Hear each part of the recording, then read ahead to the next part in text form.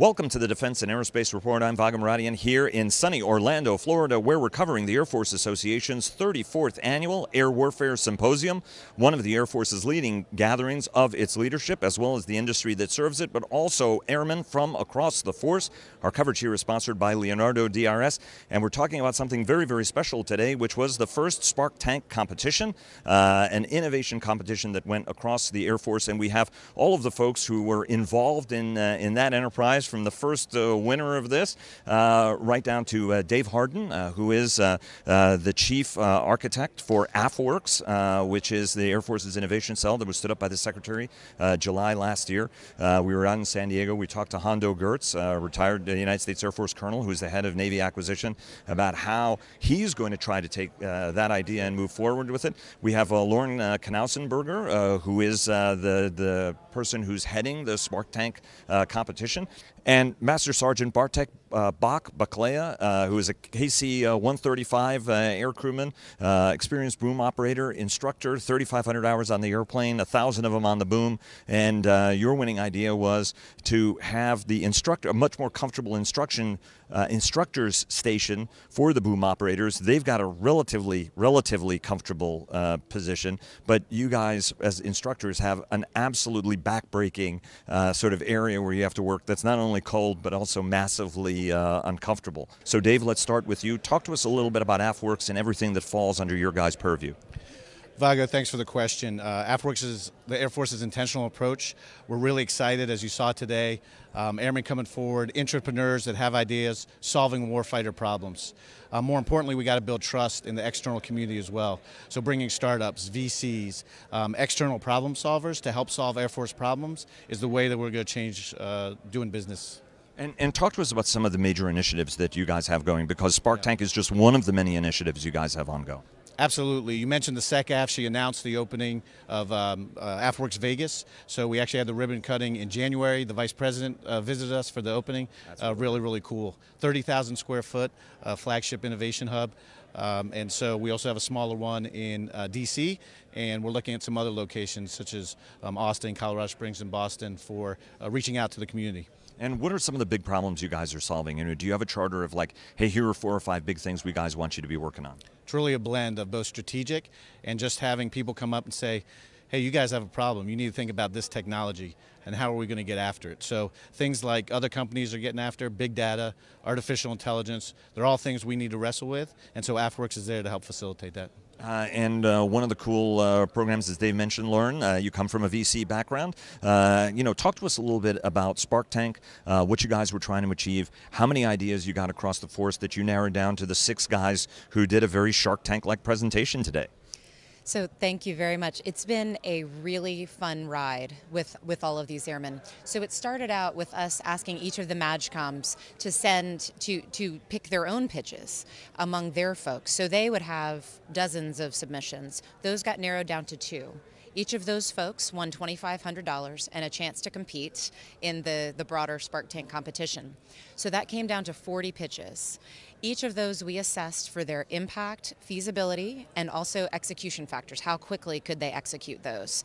We actually had a panel of generals representing all of the various communities and tested out some interesting gamified decision-making criteria. So this is the Pentagon experimenting with fast decision-making and making it fun. And really all of the generals just, you know, we started out explaining the process, which is listen to the 3-minute pitch, have a discussion that begins with extreme reactions. So get all of the emotions out on the table and then move forward into facts and other information. We then had them vote using red, yellow, green, and blue cards, which is pretty obvious how that would be.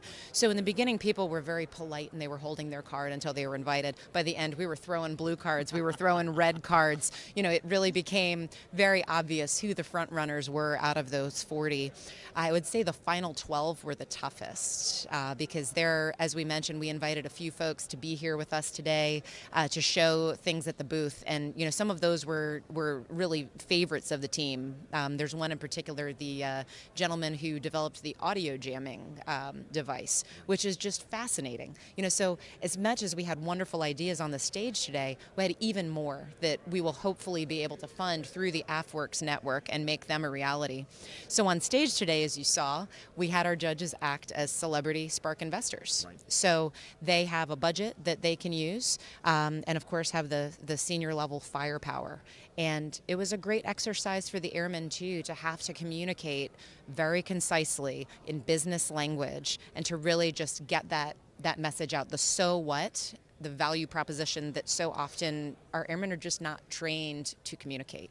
Well, I mean, you did a good job, because before you even went on to win this thing, the Secretary of the Air Force pointed to her acting acquisition chief and said, "Get on that and fix it." And then you had the chief say, "Put a heater in the airplane in the back of it too." But let me ask you about. I mean, like, so technically you won even before you won. So way to go, Idaho. Kudos to you. Even though you ran out of time on your pitch, but you still had the audience riveted. Let me ask you, Lauren. So there were 6, and we'll get to what your innovation here in a minute, but talk to us about all 6, right? What were, at a level, give us like a bullet item on each one of the 6 guys who did make it through this vetting process, made it through the final 12 to the final 6. So there were really some wonderful things happening. So of course we have our winner, the KC-135 boom operators. They were just so passionate throughout the process, just really communicating. I mean, they were $100 million in back and neck injuries a year. Is just, it's staggering that we're spending that much, so this is... For a platform that dates from, the late 1950s, early, so I mean, boom operators for decades have cursed that thing. But talk to us, so that's one of the proposals. Yes, and then brass to bucks, which you saw, so their concept was, first, automating the process of sorting spent rounds. So today we have airmen that are actually looking at it. Oh, did that go off? Oh, did that go off? And they have to go through thousands of these. And so machines to sort them are costly. So these guys actually came up with a way to even purchase the machines, and that's by recycling per pound $5 rather than selling for scrap at $1 per pound. Wow, and because there's 65 million rounds a year that the Air Force goes through. Yes, absolutely. So that's about $5 million in revenue for the Air Force and over $50 million for the DoD if we were all to adopt that technology. Next was Air Force Connect, which, I mean, at this point, it's a basic human right almost to be able to work on the go, and we just don't do that very well in the Air Force. So these guys, I mean, they were a big crowd favorite. Brass to bucks won the Twitter vote, but they were just behind on that one. And then there was the visual airfield data, eliminating the ability to look at 3 different data sources and process black and white information and overlay it on a map within your head. This will help us to eliminate wingtip issues as well as damage to runways. We also had... Yes, the mobile pod stand, which reduces the time that the guys are spending on a sweltering runway from 4 hours per pod down to 20 or 30 minutes per pod. And then we had one more. MOTAR, yes, maintenance, operations, and training, augmented reality. Those guys are plugging into the ports on the airplane to pull data and be able to look in real time, hey, turn this screw. This part is going to go out. Don't walk over here because the engine is running. Using augmented reality to train maintainers and then also to help maintainers on the flight line to identify things that might be going wrong with the plane. And so we had the voting. Chief Master Sergeant of the Air Force voted for AF Connect, as you would imagine. The Secretary voted, but Bach, you got 2 votes on this. Talk to us a little bit about your idea. Talk to us about why lying on your belly and manning that boom station on a stratotanker is such a painful and difficult experience. And talk to us specifically about your idea to improve life for airmen going forward. Okay, so basically we get to fly and refuel airplanes obviously in the air, and that position when the instructor lays down next to the student is not ergonomically designed. There's no chin rest, the cushion does not cover the entire length of the floor, and our back is tweaked at such a degree that only injuries persist. You can tell that essentially looking at the floor where the wear marks are, so where boom instructors stabilize themselves by jamming in their right knee against the side of the airplane and their left knee against the cage, there's wear marks, and the cushion moves around, there's also wear marks there. So just by pulling back the cushion, you can tell that something's wrong here. This whole thing is designed wrong. So essentially this design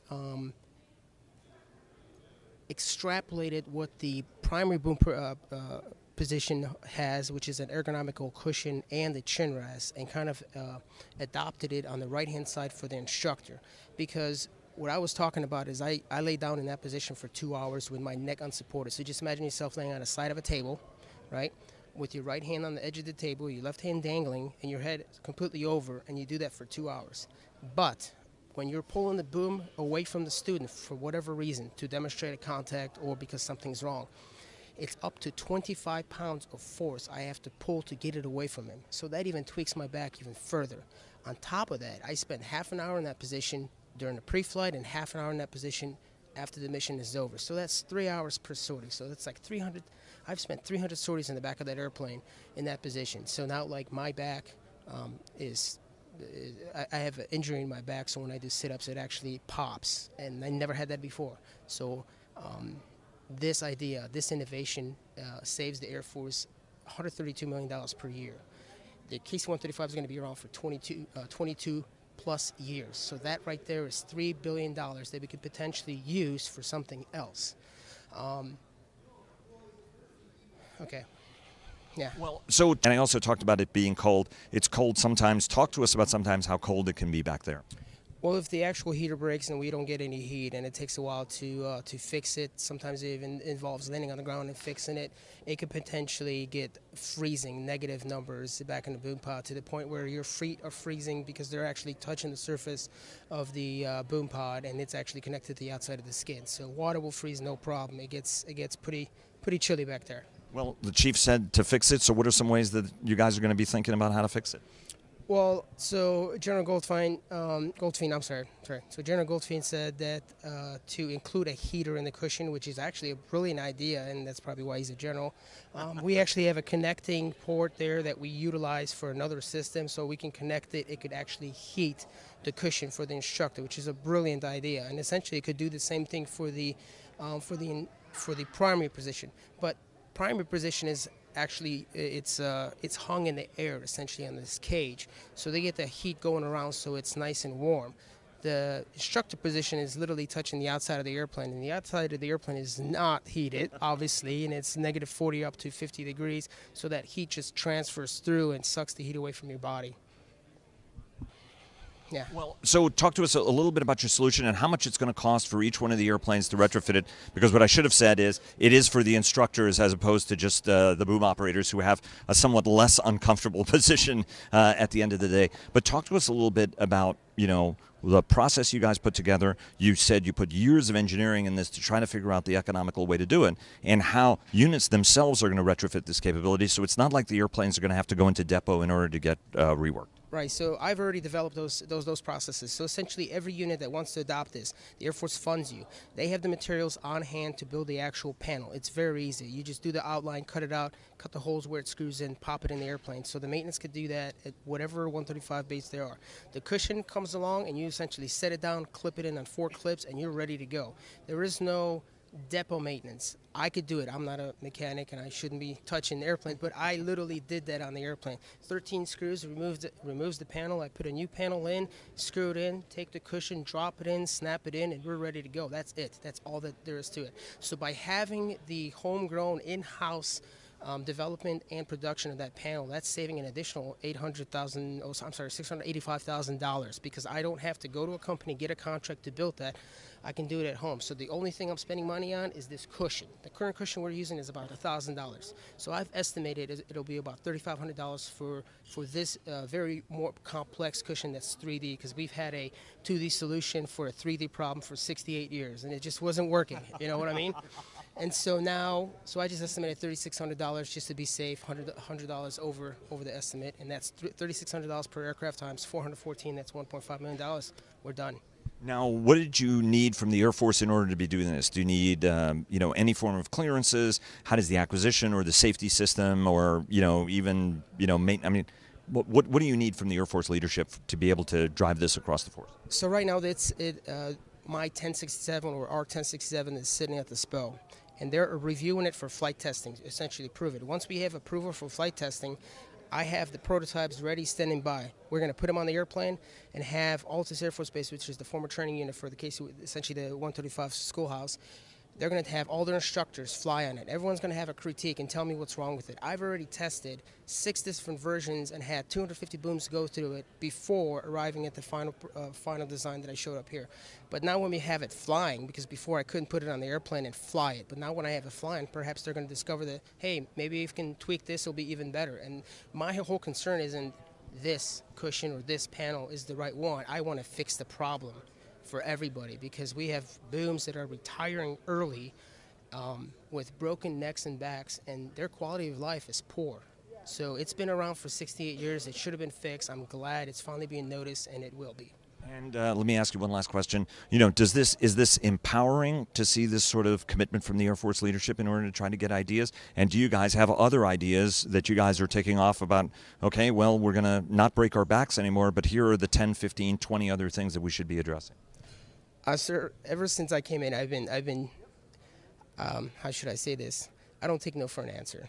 I don't do anything illegal, but I just do things to get them done as long as it is saving money or helping other people. I've developed a new air refueling techniques that currently is saving Altus $31 million a year since 2012. So that's $150 million saved. Like, legitimate, done. Not going to, it is. Developed HF, capability for different positions on base. So essentially, whenever we land and we're trying to call trans to get off the aircraft back to ops, we have to rely on one radio call, and that individual calls another person, that person calls another person, and they come out. Well, I just installed a UHF scanner with our frequency in the actual office of the people that are coming in to get us. So essentially, I give them better SA. So no one calls them anymore. They just listen for the call sign. They know we're 30 minutes out. By the time we're there, the bus is sitting waiting for us versus I'm sitting there waiting for the bus. So that was $700, and it got approved by AMC to put 2 of those in every base. So that's just one simple idea. We also developed. What's your experience with Spark Tank? I think that was. Oh, I'm sorry. Well, and so part of my thing is, you know, is this empowering to see this sort of a message coming from leadership in order to try to get even more ideas into competitions like this? Absolutely. This is a great venue. I was surprised. Like, the whole day I sat here and like everything that was going on, I'm like, oh my God, I'm in the right place. This is awesome. By having this competition, by showing it on video, by showing it on Twitter, letting everybody know that, hey, if you have a great idea, because everybody does. Like, literally, the ideas and solutions to Air Force problems are walking around, but people are too scared to say anything. But when they see this, they're like, hey, by the way, we had a staff sergeant to a colonel up here doing the same thing, pushing their idea to try to save Air Force money. I'm going to put my idea in because this is real and I could do it. Versus I'm going to submit my idea to some computer system somewhere and no one ever talks to me. I can actually come up here on stage and bypass people maybe in my chain of command that don't agree with what I want to do and just talk directly to Air Force senior leadership. I'm like, sir, this is a great idea. Approve. Thank you. Have a nice day. Walk off the stage. You know? That's great, Buck. So, Lauren, let me ask you, what's the next phase of this, right? So you've had competition number 1. Talk to us about how you're going to keep going this for season 2, 3, 4, and 10. So we've been joking about this today. Is this annual? Are we going to be saying next year, this is our 10th Spark Tank event this year? But I think that really the reasonableness. It works for TED Talks. It's all over the place. So you guys can try to do this in a much more, expanded fashion. It absolutely does. So what we may do is have a larger Spark Tank event at each of the AFAs. This is our big experiment, to see how this works, and also a lot of onus on us through the AFWERX network to build that trust and show that these guys didn't just come up on stage, that they really got the support that we said that we were going to do on stage, and that we are resourcing them and giving them that time to develop it. So once we prove that, I could see it happening at each of the AFA's events, and I could also see the MAGCOMs doing this more locally and adopting the process and taking care of things at that level. I could see COCOM competitions, or even a DoD-wide Spark Tank competition has been discussed. So those are all things that we can do.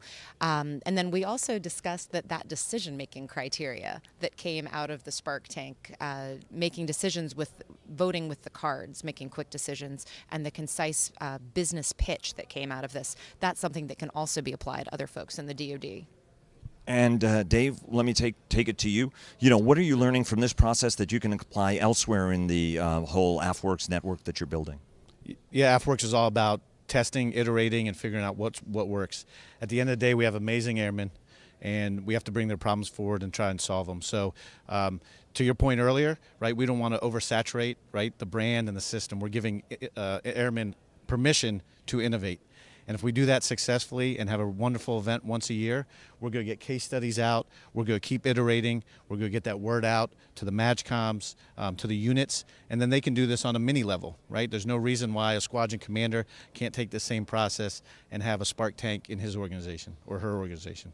Guys, thanks very, very much. It was a real treat talking to you all. Congratulations, congratulations, and especially congratulations to you, Master Sergeant, for your winning. Congrats again. That was great. Thank you, sir. Good job. Congratulations. Guys, thanks again. Thank you very much. Appreciate it. All right,